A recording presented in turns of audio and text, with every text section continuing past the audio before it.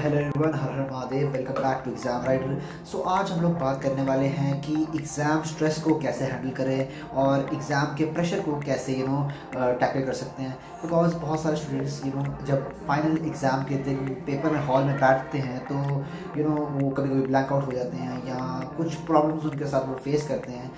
आज हम सारी की सारी प्रॉब्लम जो हैं वो A to Z ख़त्म कर देंगे और इसके बाद आई डोंट थिंक कि आपको कोई भी चीज़ की रिक्वायरमेंट होगी। मैंने आप लोगों के लिए एक PDF तैयार की है। उसमें मैंने अपने कुछ 8 पॉइंट्स तैयार किए हैं। उन 8 पॉइंट्स को अगर हम लोग अच्छे से देख लेंगे तो I think we will sort this problem out. आइए चलिए देखते हैं। तो चलिए अपनी PPT पे चलते हैं वापस। सबसे पहला पॉइंट जो आता है वो है study less at the last day. बहुत सारे स्टूडेंट्स ये गलती करते हैं कि आखिरी दिन भी लगे होते हैं रट्टे मारने और चीज़ों को रिवाइज़ करने, या जो चीज़ पूरे साल नहीं की उसे आखिरी दिन करने। तो भाई उसका कोई फ़ायदा नहीं है, ठीक है ना। आपको अगर लास्ट दिन भी आप ऐसे हरकतें करोगे तो आपके मार्क्स गिरेंगे ही गिरेंगे, आप पेपर में प्रेशराइज हो गए होंगे बिकॉज आपको पिछली चीज़ें भूलने लग जाएंगी। अगर आप वो नहीं चाहते हैं डोंट डू दिस एंड हमेशा कम पढ़िए।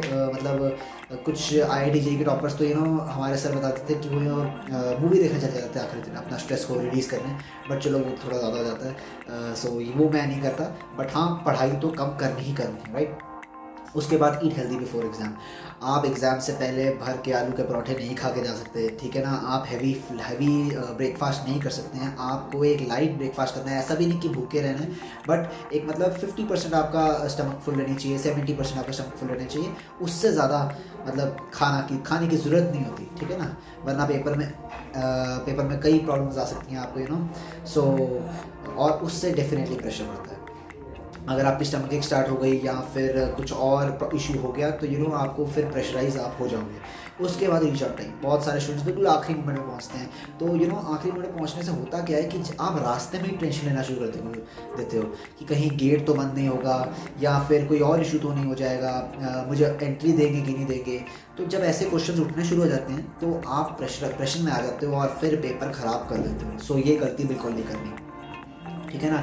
Don't revise at the last moment.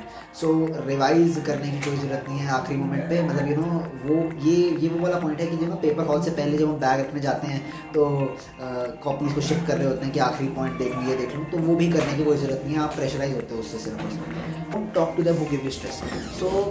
अब बहुत सारे आपको पता होता है कि कुछ स्टूडेंट्स हैं ऐसे कि यार इनसे बात करेंगे तो वो पूछेंगे कि हाँ RS अग्रवाल का क्वेश्चन किया है कि नहीं किया, या RD शर्मा का क्वेश्चन किया कि नहीं किया। तो आपने अगर नहीं किया तो आप ज़रूर प्रेशर में आओगे और उसका आपके एग्ज़ाम पे डेफिनेटली एक इम्पैक्ट पड़ेगा, ठीक है ना।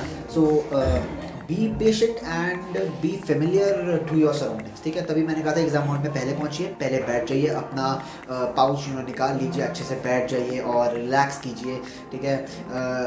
ओम नमः शिवाय कर लीजिए 5-6 बारी, ठीक है ना। बिल्कुल रिलैक्स होकर पेपर दीजिए। बिकॉज अगर आप अपनी सराउंडिंग में फेमिलियर नहीं होंगे या अपने टेबल के साथ या चेयर के साथ कंफर्टेबल नहीं होंगे तो आप डेफिनेटली प्रेशर में आ सकते हैं। अगर आप जो आपकी चेयर है अगर आपको वो कंफर्टेबल नहीं लगे तो अगर लास्ट मोमेंट पे पहुंचे हैं तो आपको उसको चेंज करने का मौका नहीं मिलेगा, तो ठीक है ना। तो इन चीज़ों का बहुत ध्यान रखें। स्लीप वेल भाई साहब, 7 से 8 घंटे सो जाना यार, मैंने बहुत देखे हैं रात के 2-2 बजे तक लगे होते हैं पढ़ने। यार कुछ नहीं होगा, सिर्फ प्रेशर आएगा। तो ये चीज़ तो बिल्कुल नहीं करनी, ठीक है ना। उसके बाद अपना क्लॉक साइकिल सुधार लीजिए। बायोलॉजिकल क्लॉक होना चाहिए, यहाँ पे थोड़ी सी एरर है तो देख लेना इसको। Biological clock सुधारिए। 1 हफ्ते पहले अपना स्लीप साइकिल बिल्कुल अच्छा कर लीजिए कि हाँ रात को जल्दी सो रहे हैं, सुबह जल्दी उठ रहे हैं। वरना पेपर हॉल में आपको नींद आ सकती है और जब नींद आएगी तो डेफिनेटली क्वेश्चन नहीं बनेंगे तो भाई स्ट्रेस होगा। आई होप ये चीज़ें आपको अच्छी लगी होंगी एंड मेरे हिसाब से इसके अलावा कोई पॉइंट नहीं, जैसे स्ट्रेस बनता है और आप उसको कैसे टैकल कर सकते हैं। बाकी अगर कोई और चीज़ है तो आप डेफिनेटली मुझे कमेंट सेक्शन में बता सकते हैं।